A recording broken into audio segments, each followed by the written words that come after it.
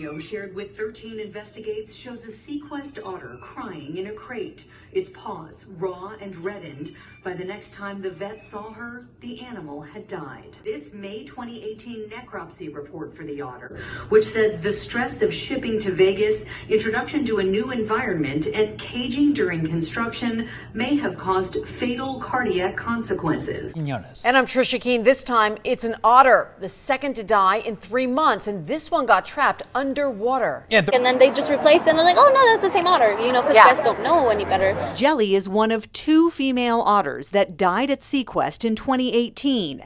As we've reported, this one, its paws raw and reddened, was taken to SeaQuest's vet shortly before it died in May 2018. Second otter death was revealed by SeaQuest General Manager David Nearhouse, seen here on his LinkedIn profile. Okay, what happened to the second otter that you received a permit for in May? The second otter passed away.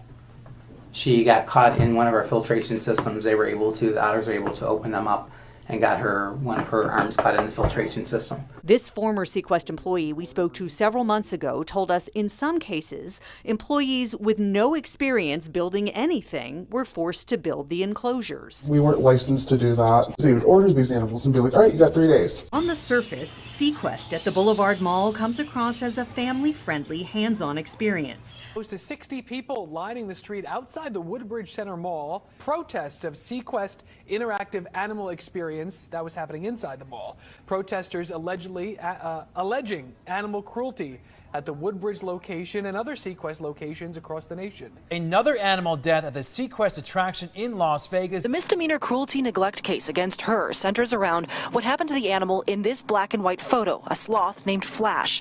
Its face burned by a heat lamp in its enclosure 2 times while Belfiore was a manager at the facility. Reports show a shark bite, a stingray barb stuck in someone's hand, an iguana jumping onto another person's chest and clawing at their mouth, causing them to bleed. This case is not the first time treatment of animals at SeaQuest has been called into question. Previous Problem Solvers investigations found filthy tanks and dirty exhibits. The attraction is all about cash flow, and the animals are considered disposable. They die and they just replace them, and no one cares. Everything they did was in the pursuit of money. When I read up on Vince Covino, his brother, and those who own SeaQuest, I found this.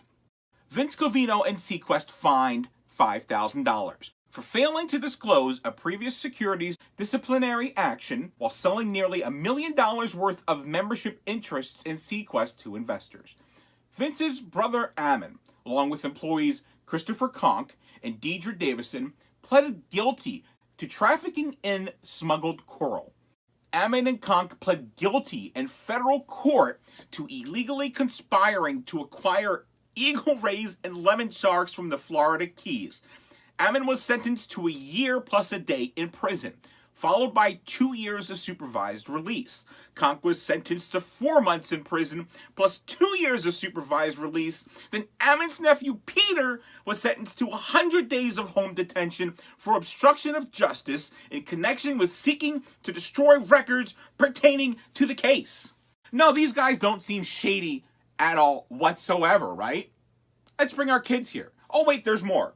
I want to be clear. The owner here was sentenced to more than 1 year in prison after pleading guilty to conspiracy to commit illegal wildlife trafficking in 2013, sent back to prison twice in 2016 after violating his parole, which prohibited any activity including the exhibition, purchase, or sale of fish or wildlife. Don't go to SeaQuest.